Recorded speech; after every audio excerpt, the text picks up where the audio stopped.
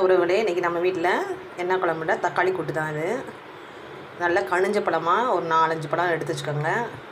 அதில் கொஞ்சம் சின்ன வெங்காயம், இஞ்சி, பூண்டு இதெல்லாம் மிக்ஸியில் வலுவலுன்னு அரைச்சிருங்க. அரைச்சிட்டு கொஞ்சம் நல்லெண்ணெய் நல்லா கொஞ்சம் சலம்பை ஊற்றிக்கோங்க நிறையா. அதில் பட்டை, கிராம்பு, சோம்பு, கருவேப்பிலை போட்டு தாளித்து விட்டுட்டு 2 வத்தல் கிள்ளி போடுங்க. தாளித்து விட்டுட்டு நம்ம அரைச்சி வச்சுருக்கதை ஊற்றிக்கோங்க.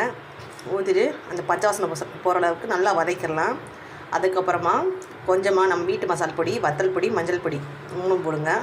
போட்டுட்டு நல்லா வதக்கி விட்டுட்டு கொஞ்சமாக தண்ணி ஊற்றிக்கோங்க. அதுக்கப்புறமா ஒரு மிக்ஸி ஜாரில் ஒரு 4 பல் தேங்காய் பூ, அதில் ஒரே ஒரு பூண்டு, கொஞ்சமாக சோம்பு போட்டு அரைச்சி ஊற்றிடலாம் ஃப்ரெண்ட்ஸ்.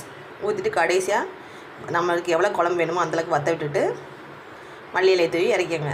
டேஸ்ட்டு சூப்பராக இருக்கும். சாதத்துக்கு, சப்பாத்தி, இட்லி, தோசை எல்லாத்துக்குமே காம்பினேஷன்ஸ் செம்மையாக இருக்கும் ஃப்ரெண்ட்ஸ். பாய்.